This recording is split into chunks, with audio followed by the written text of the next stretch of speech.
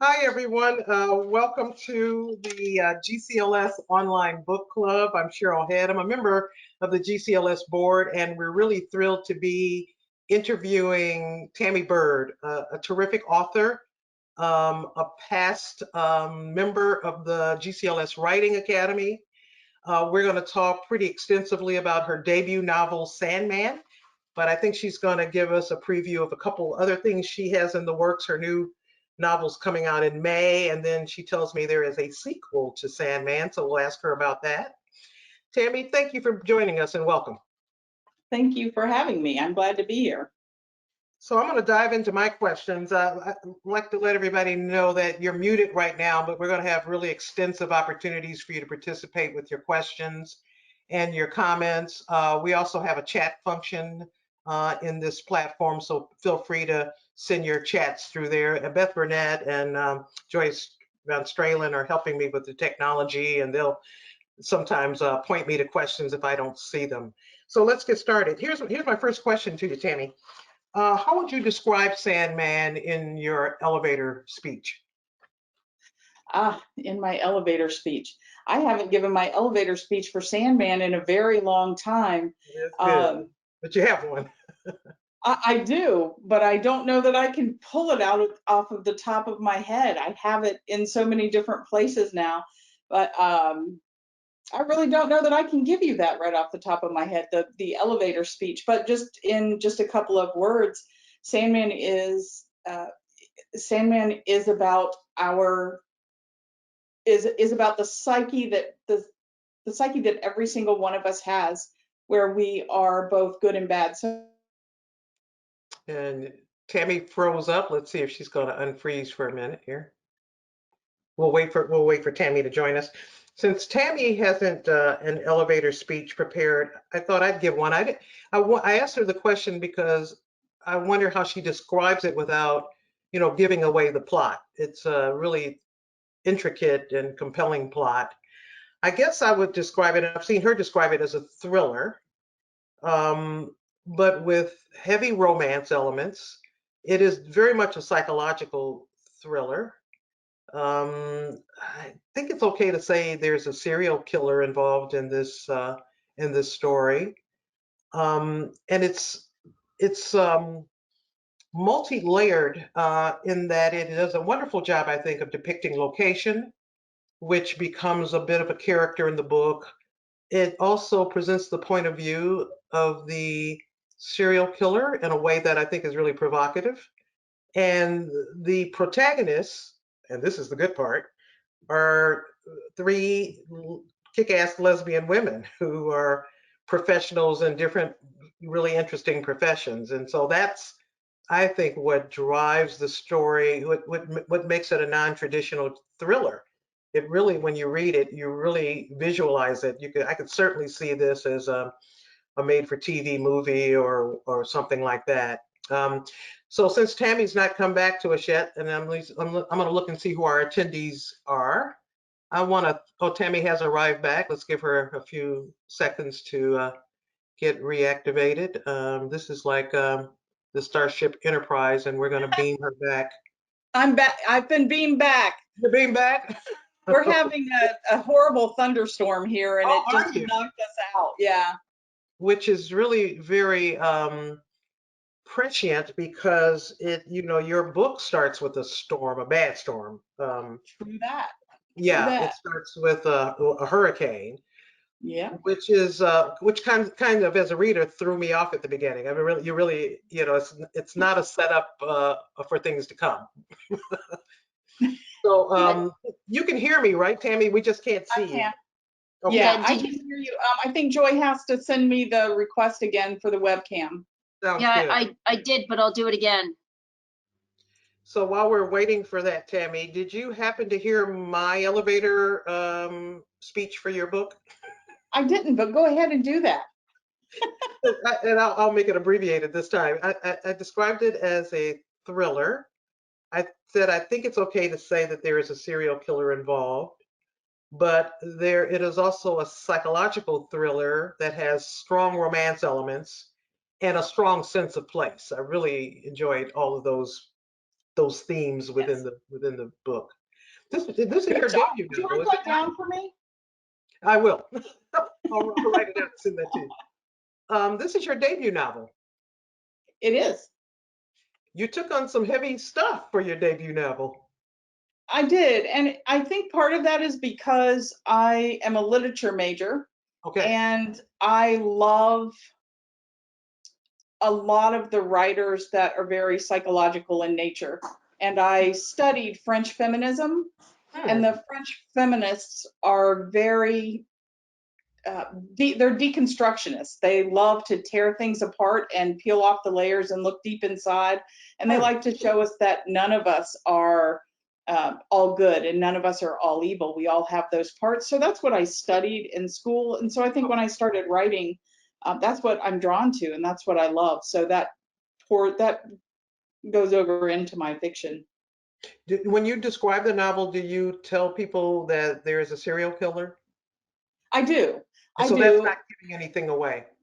Right. Yeah. Okay. Because that's the whole premise. If someone doesn't like that kind of if they don't like to read about serial killers or that isn't their thing because it's not your typical there's a cop and there's a bad guy and there's it's not that kind Right. uh, of books. So I Right. think that's important for people to know that to make sure it's their cup of tea, so to speak.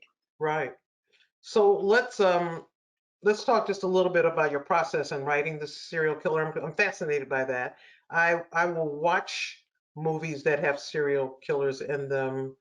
If it's really, really dark, I pull away from them, but I'm kind of interested in the internal, workings of that kind of person. I think we're all loving Killing Eve, for instance. But tell me about your process of writing that character.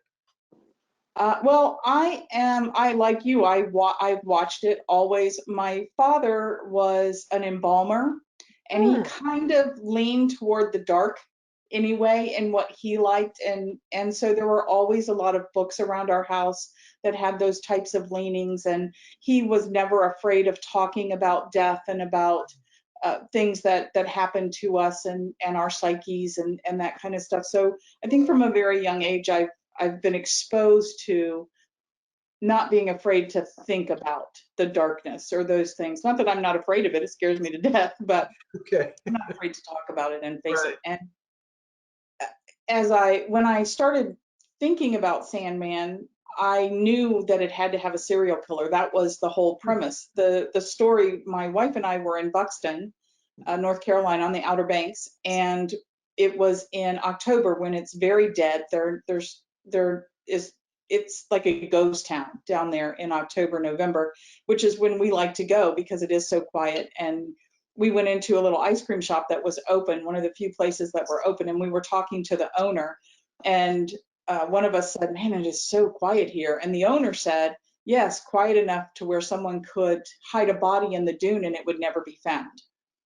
And And that for a writer, you're off to the races. right. And so that is the whole premise. That's the seed that grew the entire novel was that one little interaction with the storekeeper that was there. And so I always knew it was going to be a serial killer because who else would go around hiding bodies in the dunes, Right. you know? That's right. That's right. So So before we scare people away, the ones who don't care for serial killers, there is a really strong element of romance in this book. Some really compelling lesbian protagonists. And we're going to talk about that. And we're already getting a lot of really good questions for you, Tammy, on the chat. So let's stop here and ask you to do your excerpt reading because that's a little more fun than a it is. serial killer. And that'll keep the people who don't want that with us. Okay, I'll do that. And Okay. as I mentioned in the beginning, I've chosen just a very short piece because I want to spend most of my time on the questions and getting to know people because that's the fun part. Um, and so the piece that I chose is the piece where we are introduced to the little pupper that Katya ends up taking home that ends up helping to solve the crime. And I think it was one of my favorite pieces to write, one of my favorite parts to write, and one of the pieces that are dear to me. So I'll just take a couple minutes and read that for you guys. Katya pulled into the drive behind Gina's red Mini Cooper. The car was Gina's pride and joy. She wouldn't have left it here if she were going to the beach. And yet she's dead on the beach. No, in the beach. She swallowed hard. Her goal was to find Elizabeth. She let herself in the front door. Gina's pale blue jacket hung on the first hook in the hall. Pictures of Gina and Elizabeth, of Elizabeth as a baby, a toddler, as a graduate, lined the wall up the stairs. On the small round stand by the door, a copy of Real Estate Weekly lay folded open, the car keys tossed on top. Katya ran her finger across the ad on the page. It was Gina smiling her famous real estate smile on the front of a beautiful beach house. "Call me for all of your real estate needs," the print read. "How can you be dead?" Katya realized she was touching the page without a glove and pulled her hand away. She wiped a tear with the hand that still held the key to the front door. Gina gave it to her when the girls were in high school. She never asked for it back. Katya could still feel Gina's arms wrap around her. She smelled like foundation and mascara with a hint of Estee Lauder pleasure perfume and cinnamon gum. Katya didn't like makeup or perfume for herself, but she loved the smell of Gina, loved the way the smells mixed perfectly to calm her as she laid her cheek against her shoulder, pressed her young adult breast against Gina's larger motherly breast, and breathed deep her mixture of smells. Gina was one of the prettiest, kindest, and smartest women she had ever known. Katya loved her. And then she died. Katya sighed and clenched her fist so hard her short nails managed to find flesh. Ouch, fuck. She heard Gina's voice.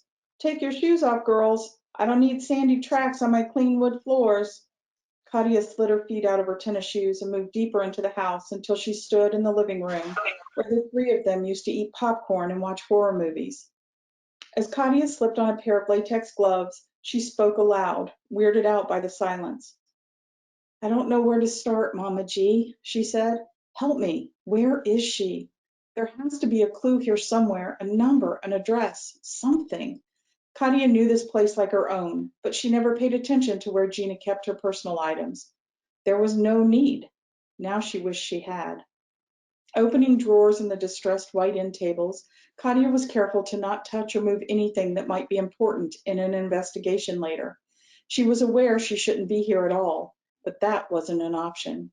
Instead, she carefully and repeatedly lifted and replaced items, using only a fingertip or two on each one. She repeated her pattern of sleuthing throughout the other rooms. She didn't find anything of importance until she entered Gina's bedroom. The room was just as Katya remembered it. She repeated her practice of the two fingertip lift and replace in the nightstands. She always wondered why Gina had two. Balance, she supposed, though she didn't understand it. Older people have weird habits. Two lamps, matching. Pain in the ass bed ruffle that always matched the spread on the always made bed. Her slippers tucked neatly under the edge. The bottle of water half empty next to her thyroid medicine and vitamin D supplement. Katya's stomach turned, pulled at her insides, and sent a sound up her throat and out into the air of the room. It was a deep mewing sound, a sound like a wounded animal. How can you be dead? How? Pain manifested as anger, and anger spewed from every pore. Katya reached for the pillows and flung them across the room, two at a time, until all six soft, fluffy, pink-covered rectangles were on the floor. The muscles in her face tightened and twitched. "Fuck a made bed." She was sobbing now, her shoulders lifting and falling to the rhythm of the pain inside. She yanked at the comforter and sheets, balled them up, and threw them after the pillows. Fuck you, Gina, fuck you, Elizabeth, fuck you for leaving me to figure this out. I wish you had never moved onto this street." She screamed until the words came out as air. She beat her fist against the bare mattress, twirled sideways, knocked the water bottle and pills to the floor. The crying had stopped. Now there was only the quick breathing in and out and the hiccups that came after a hard cry. And anger. She recalled the day they lowered her mom into the ground.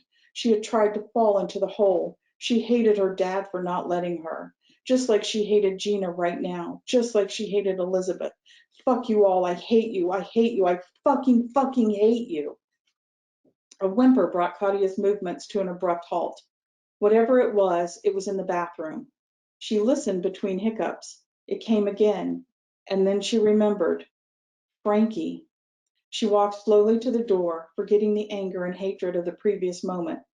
"Frankie," she said. Katya did her best to offer a calming voice. "It's okay, boy." She opened the door slowly. "Hi, boy. It's okay." The dog was lying in the corner of the bathroom floor. It was obvious from the dry water and food bowls and from the smell of urine and feces that he had been there for a few days, at least. She turned the water on in the sink and let the cool liquid fill her hand. "Here, boy, just a little to start." "Come on, boy, you're okay."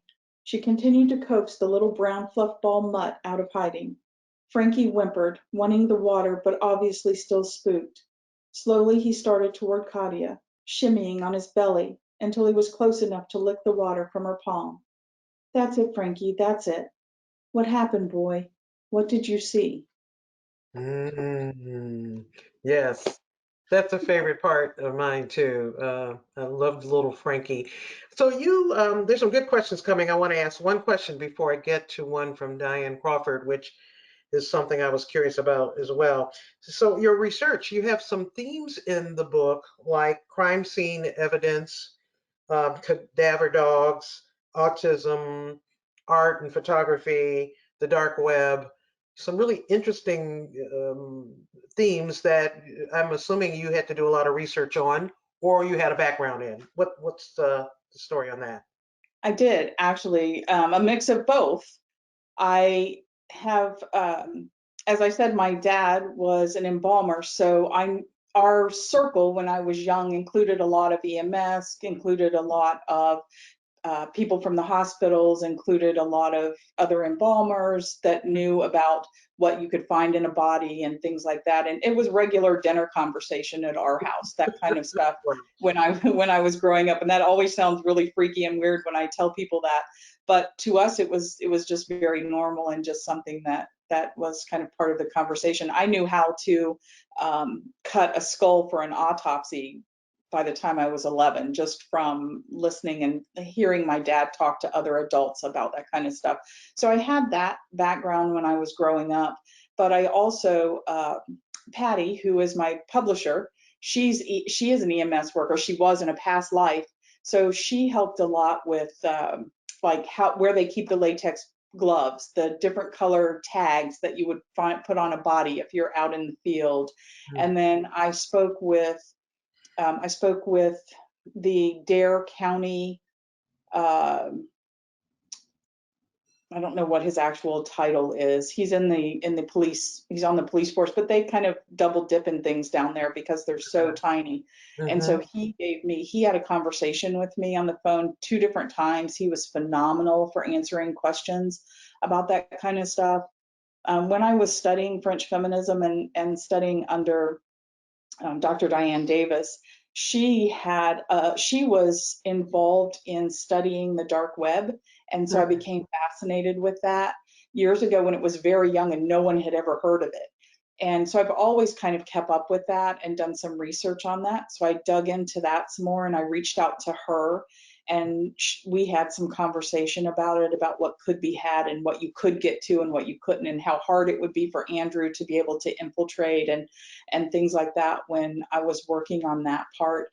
So and the cadaver dogs, I had a very dear friend years ago who used to train them. And I don't know, I hadn't spoken to her in years and years, someone from many years ago. And when I started doing this, I reached out to her and said, who can I talk to? Is there somebody I can talk about? This is going to be really important for this Yeah. novel, and I don't really know that much about it. And she gave me a person's name and said, give him my name and tell him that I told you to reach out to him. And he was super helpful about answering a lot of the questions as well. So I've been very, very lucky in being able to find people to work with me and answer questions for me. But yeah, there was a lot of pretty intense research for it. Absolutely. You did a fabulous job of it, and it was never pedantic, which I really appreciated, learning about those things without it being didactic. Beth Burnett has shot a question to me from Diane Crawford. Does Tammy have an autistic family member? Yes, the autistic piece. Absolutely, I do. I have my grandson Andrew, is on the spectrum. He has Asperger's, and he's an adult now. He's my oldest grandchild, and so I watched him grow up. And then I have my second grandson, RJ, who just turned 10, and he is fairly high up on the autism spectrum. He is verbal, which is the difference between him and the character in the book.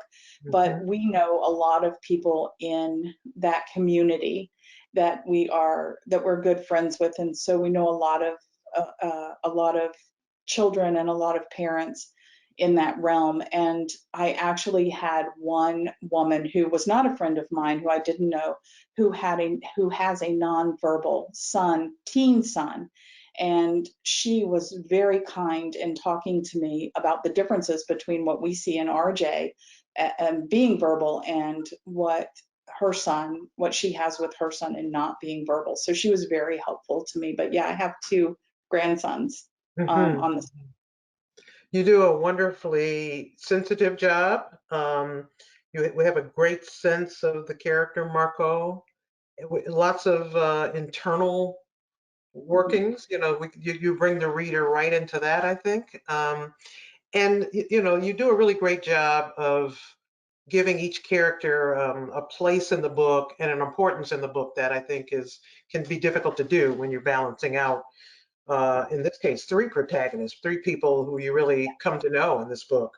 I want to talk a little bit more about the location. So Outer Banks, I told you before we started that I've been to the Outer Banks.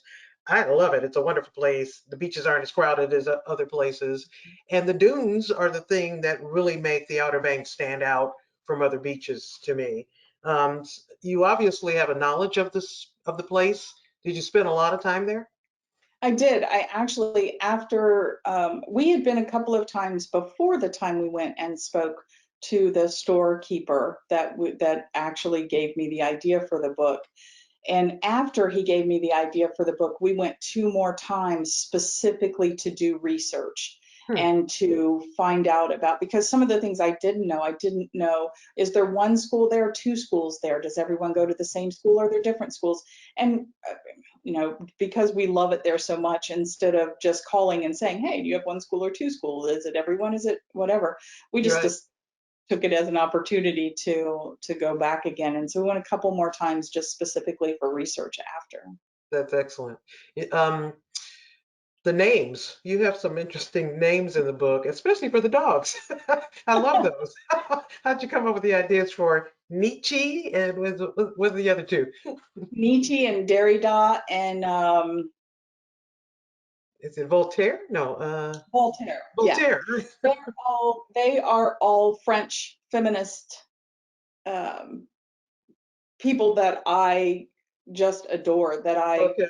studied extensively when I was studying. And because I was dealing with such dark internal kinds of themes and deconstructing the human psyche, I thought it was only fitting that the dogs um, kind of gave a shout out to where I developed the love for that.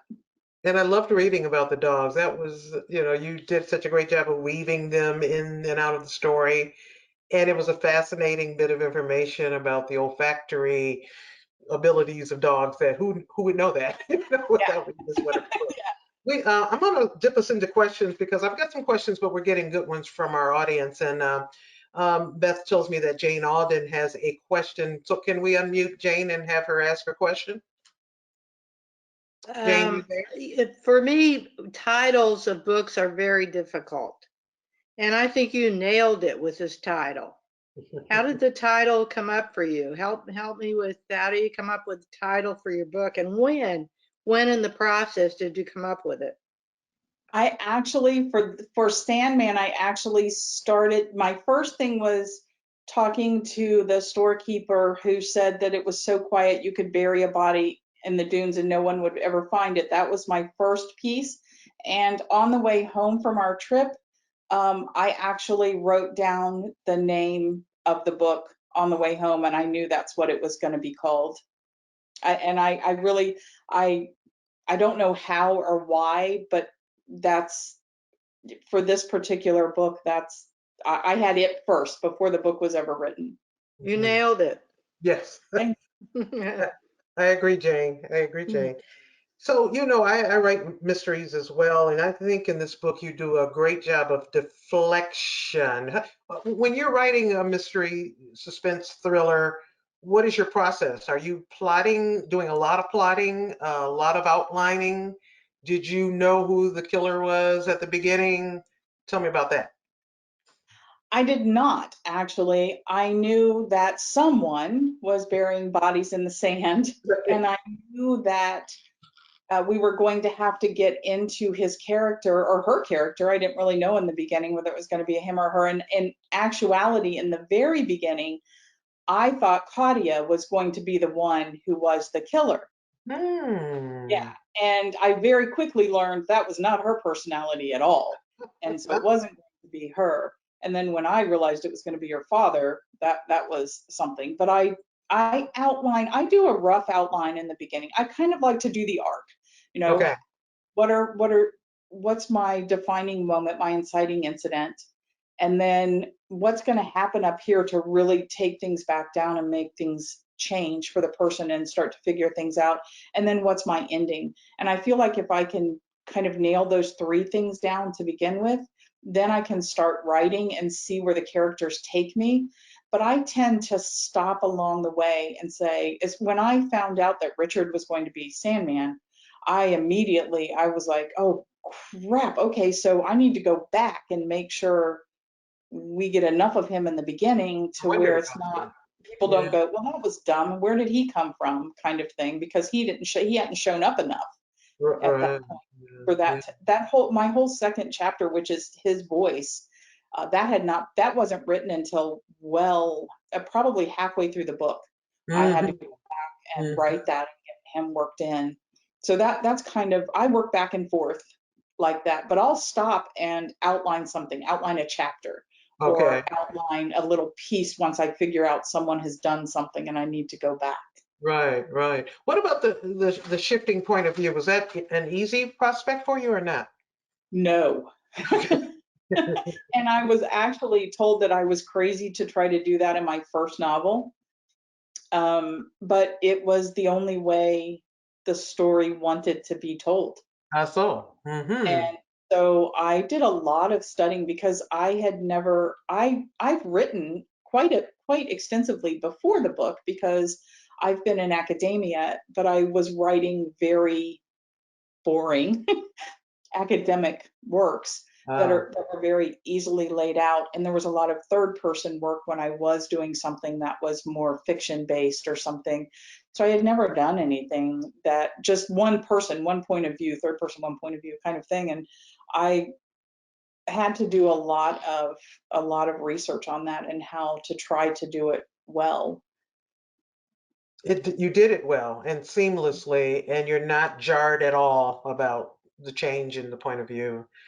There's a question from Anne, our friend Ann Hagan. She wants to know if that storekeeper that you ran into when you're on vacation, who talked about burying bodies in the dunes, we're a little skeptical about him.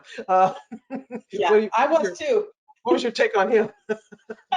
He was a super nice man. Of course, that doesn't mean anything. Richard was a really nice man too in the book. So who knows? Maybe he has bodies buried in the sand, but I hope not, because I gave him a shout out in the book in the acknowledgement section. Not him specifically, but the shop. And somebody else said at one point that I asked me if he knew that I had taken that, and I said, and no, I never went back and talked to him again. But now the next time we go, we're going to go there and see if he's there and sign a copy of the book for him. So whoever asked me that question kind of prompted me to, I have a book ready for him if we ever see him again. That's good. Here's a question from Victoria Thomas. Did you plan on killing the ex-girlfriend right from the beginning? No. In the beginning, when I figured out that she was being held, to begin with, most mysteries or most crime novels the person that has just been captured is the one that survives. You know, the one that he's holding, the person is I holding, hadn't that thought about tends to that, be but the you're person right. that Yeah. lives for the most part. And that was the trajectory. That was my plan. She was going to be the one. Zara was not in the first plan. Interesting. Because it really was going to be it was going to be a love story between Elizabeth and Katya, and they were going to get back together and live happily ever after. You know, that was the goal when I first started.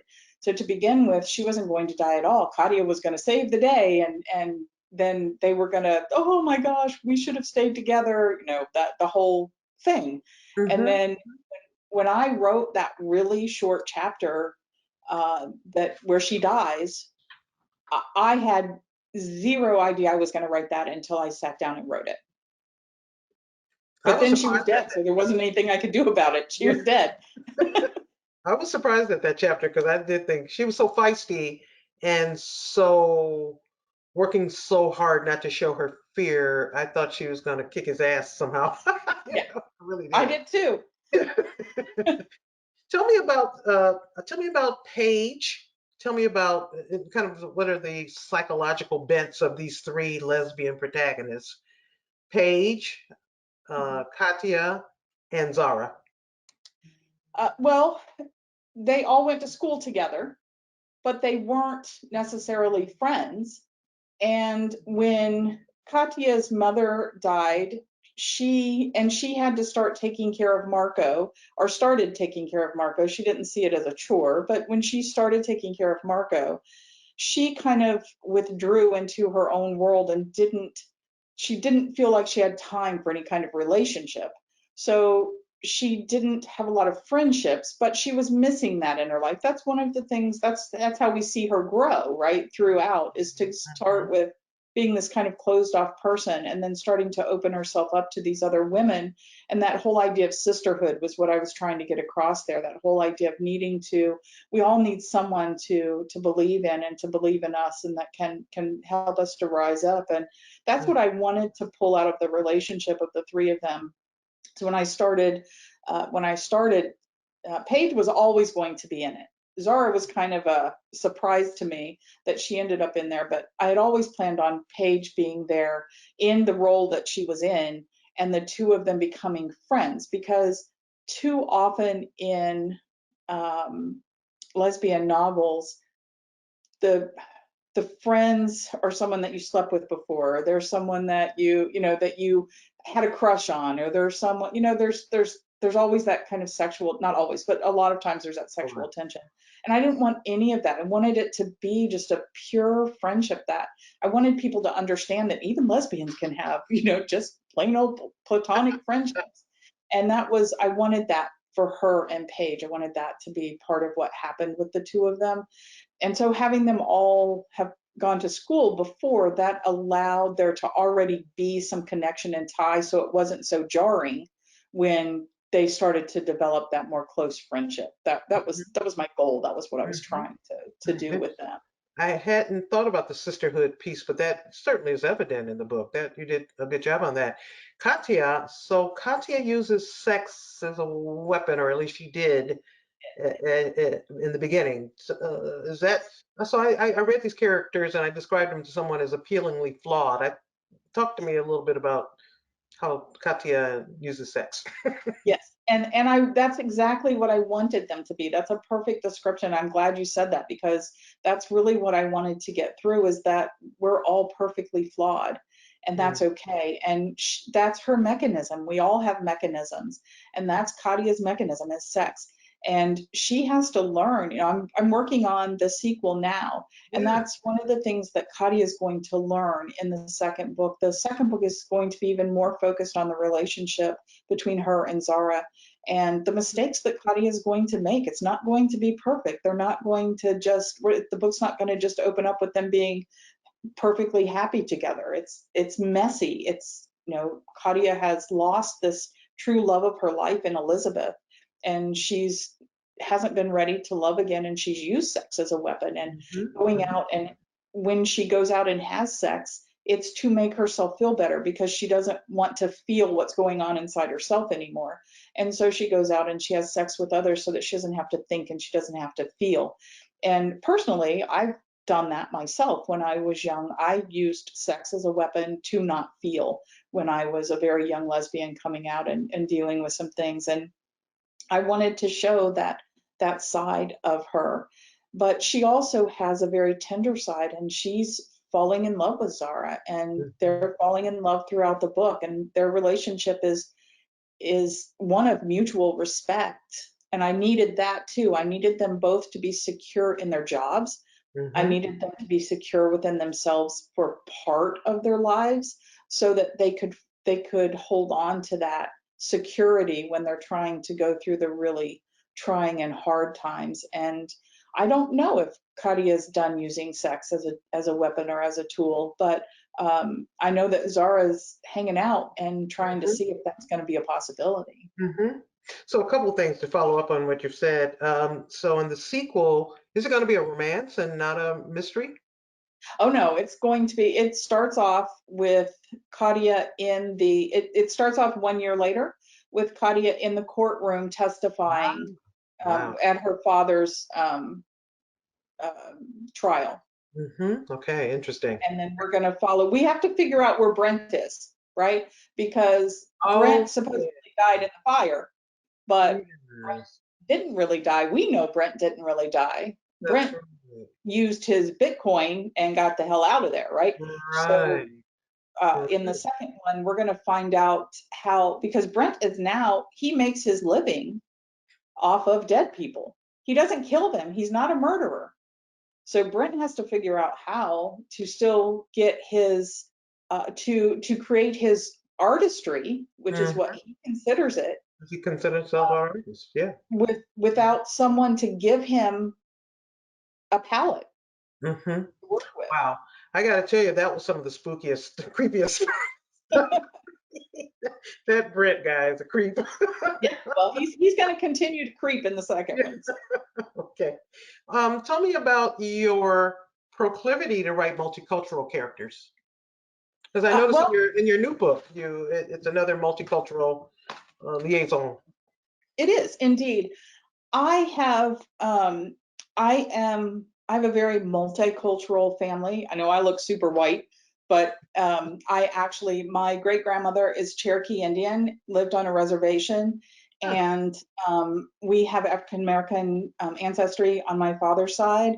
And how I came out so white, I'm not really sure, but my sister and I both. My mom is much darker skinned than I am, but and she carried me, so whatever. But because I have that kind of breadth of culture and people that have always been important in my life and have always influenced me, I never ever want those voices to not be there. And I've thought about not writing those characters because what I don't want to do is take away from own voices, from the concept of own voices and people owning that for themselves and writing what they know. And I certainly don't know everything that I need to know about the different cultures that end up in my books, but I do research in that as well. And I've talked to my family members, and I've talked to my best friend is an African American woman, and I'm always asking her questions. I'm like, Shell, you got to talk to me, chick. What should I do here? Like, I will tell you one thing. This is not in Sandman. This is in the Book of Promises. I had her look at some chapters for me because the main protagonist, is an African American teenager, and I have Shelley work with me on some of that and some other friends of mine, but Shelley always reads my work for me. And she said, how long have you known me? And I said, pretty much all of our lives, since we were very young. And she said, how many times have you seen me blush? How many times have you seen your cheeks turn red? And I was like, shit, never. And she's like, do you think you can see my cheeks turn? So I had her blushing. She said, say that her cheeks, she can feel the warmth in her cheeks or something, but don't say her cheeks are, don't say he sees her cheeks are red. He can't see her cheeks are, you know, so that kind of stuff. I think that we try very hard to do things the right way, and we Yeah, still screw it up, you know, absolutely. but Yeah, I think just, we have to include all of the voices when we're writing, and whatever voices are feeling the need to speak are the voices that I think that we need to learn, that we need to let speak. But we also need to do it in a way that is true to whomever it is that we're putting in our books. And mhm. no matter what, the one thing that I work with a group of young high school students on fiction writing, a small group of them. I did until recently. We can't meet now. Maybe we should Zoom. I just thought about that here. So, but I was working with them, and one of the things that I told them was, no matter what you are writing about, do your research. Even if you think you know, do your research. So. And you've done that. You've done the homework for sure. Jane Alden has one more question. Let's unmute her, and then I've got another question after that. Great. So all of us put ourselves in our stories. And what part of your story do you think is most about yourself? Where do you think you put yourself into Sandman? Oh, wow, that's a great question. I think I show up all over Sandman. I was saying before we started, the piece that I just read starts out with the red Mini Cooper in the driveway. I have a red Mini Cooper, and you know that, so that's kind of a shout out to my Mini Cooper. I have two grandsons who are on the spectrum, so the way that I interact with them and the way that I feel and love them shows up in Sandman. The being at the beach, some of the things that the ways that I describe the beach are truly me describing the beach. It's not, I'm not trying to get into character with that. It's me describing the beach. I was raped as a teenager. And so I hold that, that knowledge of what, even though Richard isn't female, that what happens when you're raped, what happens when someone takes that from you as a child and tries to convince you that you want it or they're only doing it because they love you, those come right out of my heart, right out of my soul, my own feelings. So I think that I show up in just tons of different aspects in the book. Mhm. And you're right, we do tend to show up in everything that we write somewhere. Mhm. That's a good question, Jane. In your book at the end, you talk about not wanting to write cozy and fuzzy, but to be here for psychologically hard and gritty and real. Tell me why you want to focus there. Because I think that for me, that's the interesting piece. I'm not a romance writer. I'm never, ever going to be a romance writer. I want romance in my books. I want it there. I think it's a beautiful part of the mosaic, a beautiful part of who we are, but it's not my comfort zone. I could attempt a romance. I won't say I will never write one, but it's not my comfort zone. I love, and part of it is probably from growing up with a father who was an embalmer and being around all of these people that weren't afraid to talk about some of the darker things in life. But in my training with working with the French feminists, they're very different than when I say feminist, it's a very different world. I don't know if anybody else here has gotten into French feminism, but it's very different than ours. Hmm. And it's about just tearing things apart and deconstructing them and really getting to the grittiness and accepting the fact that none of us are, that nothing is this perfect little pretty thing. And that just fascinates me. And I am, even as a child, I used to research serial killers. Whoa. I find their minds just ridiculously fascinating. Most of them are brilliant. They have to be able to pull off what they pull off.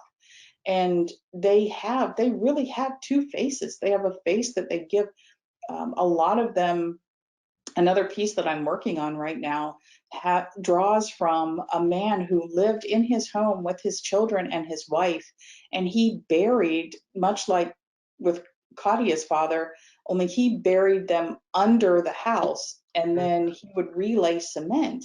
And he had a room downstairs that he kept locked that his family couldn't go into. And they lived over that. He raised his kids there, and everyone in the neighborhood found him just a kind, gentle soul. And he was flipping burying bodies, man. So to me, that just how your mind must work to be able to do something like that is just fascinating to me. It always has been. Ashley Wilson wants to know about your new release, a little bit about the Book of Promises. The Book of Promises. Well, the Book of Promises is a YA.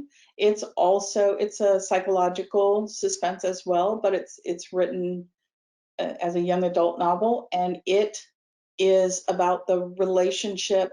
It's coming of age, coming out, and dealing with the harsh reality that there are people in your life that say they love you that don't.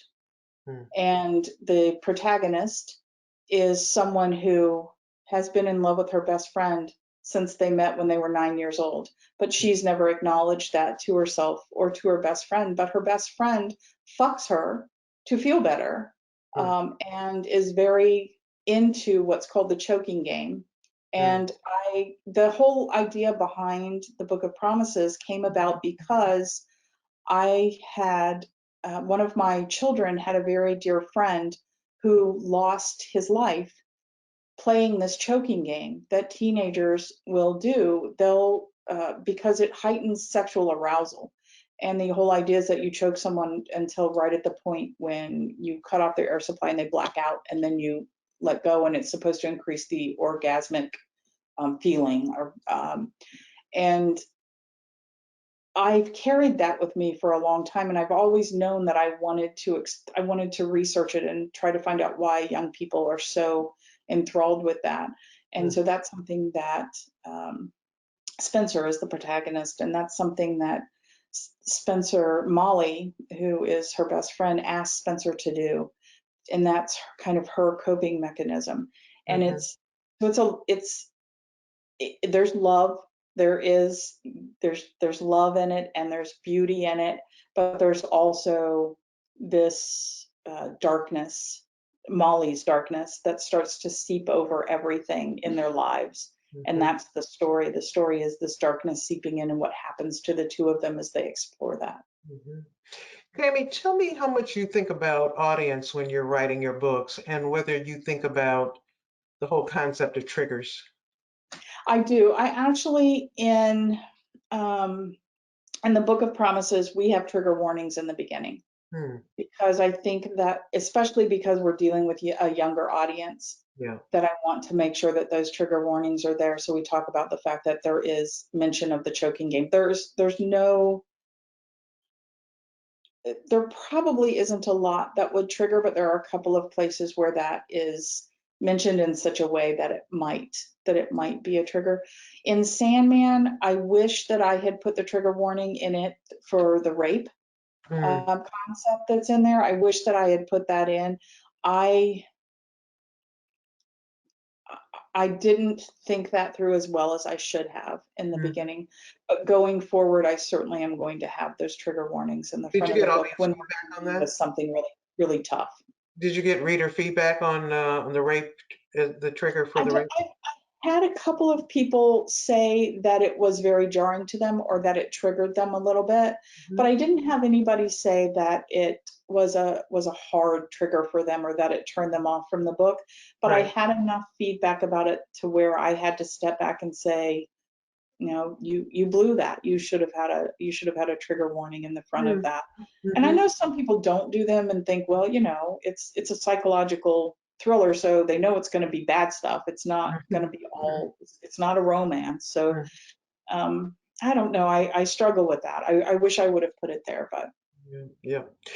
So we've got about 8 minutes before we conclude. I want to ask you a little bit about your experience in the GCLS Writing Academy. Thank you for being a graduate of that fine program.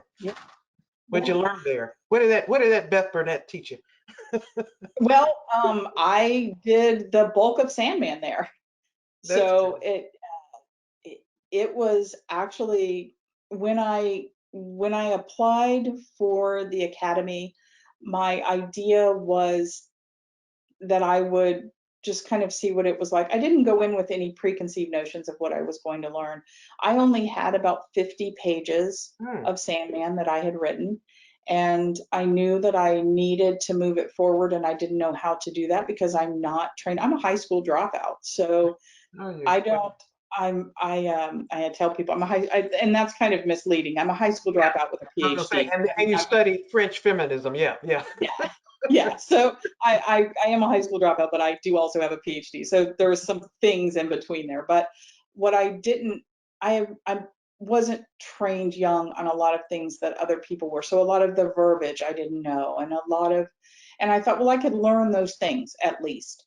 But what I found in the academy was so much more than that. I did get those things. Absolutely, I got those things, but I developed friendships that are some of the most beautiful friendships that I ever could have hoped for. And I found a community.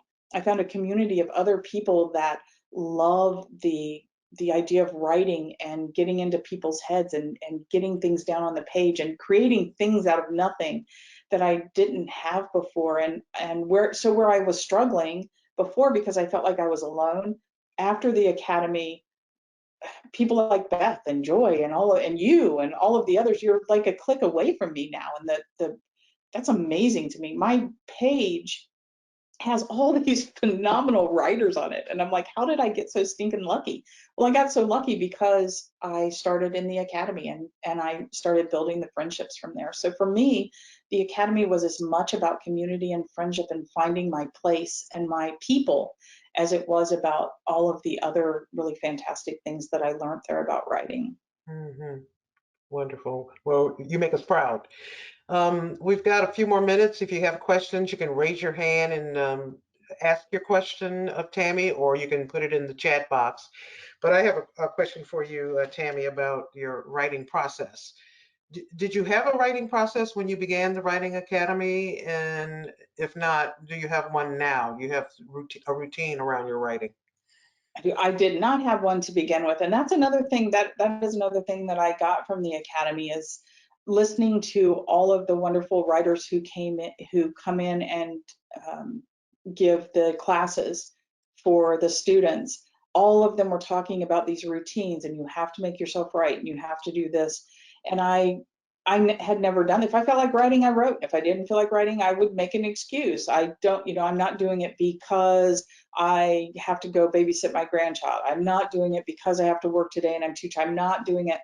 And but now I do have a process. Now I'm very, with this virus thing, I've gotten a little bit off track. I haven't been keeping to my routine the way that I should. And I'm feeling that.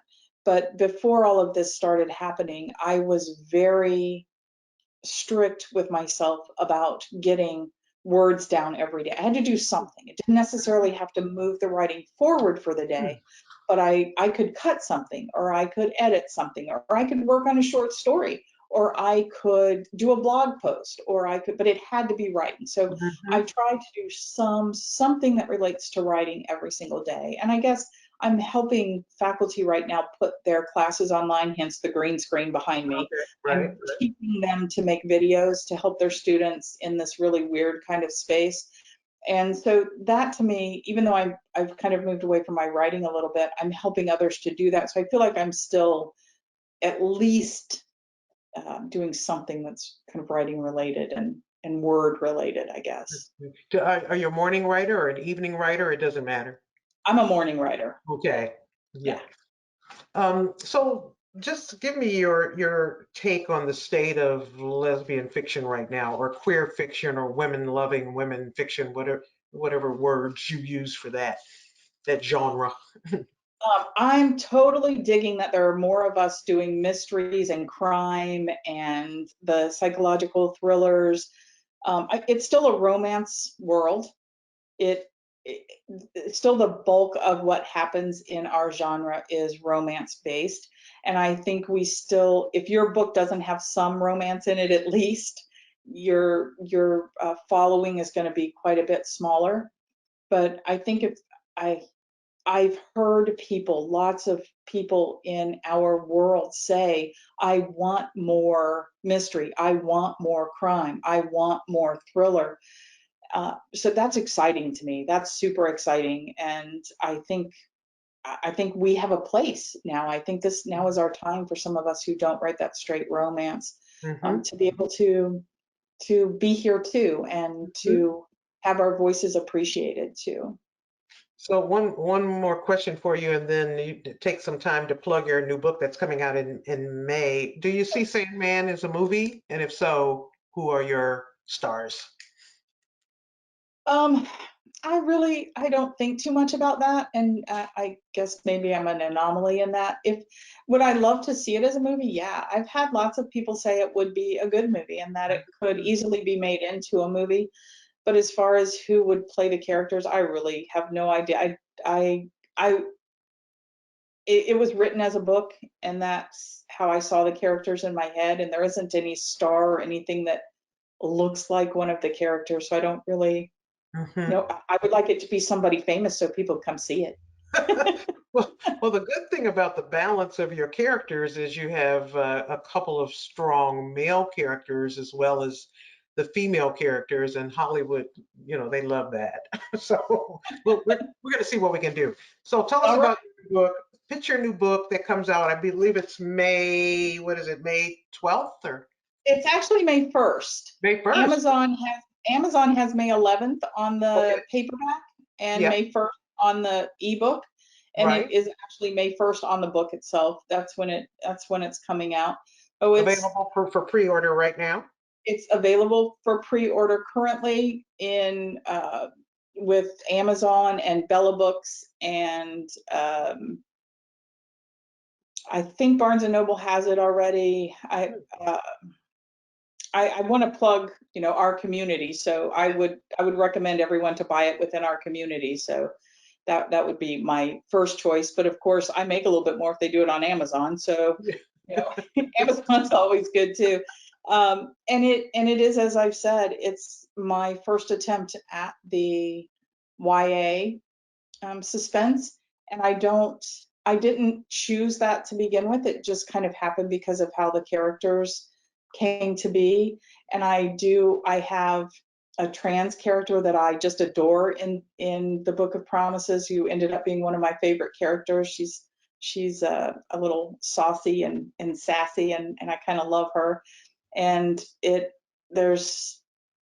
I think the idea of suspense is there, and the idea of romance is there, and the idea of diversity in the characters is there. And I hope people will read it and love it. Well, we're excited for the new work by you, Tammy Bird. You're an exceptional writer, a marvelous thinker. I love the plots and I love the characters. And thank you for coming on and sharing time with us and talking about your book and your new books. Yeah, thank you guys too. And if anybody has questions or wants to talk any further or ask anything else, you can email me. I'm around Facebook. I'm on What's your email Facebook. address? It is Tammy. Yep, it is Tammy S. Bird, TAMMY as in Sue, Bird, BIRD @gmail.com. And I'm on Twitter and Facebook and Instagram, all the things. So I'm always happy to talk. You're in all the spaces. So just 10 seconds to let you know, next month we're going to have Penny Mickleberry on talking about her Two Wings to Fly Away novel. That'll be Wednesday, May 6th. Really appreciate all of you who've spent your hour with us to talk about Tammy's book and to be participating in GCLS activities outside of the con. We hope to be able to see you later this summer. This coronavirus thing has us all whipped around, so it's really great to be here and joining in with you as community. Thank you for coming. And Tammy, thank you so much for being with us. You did a great job. Yeah, thank you for having me, you guys. Bye-bye, everybody. Have a good night. Stay safe, please.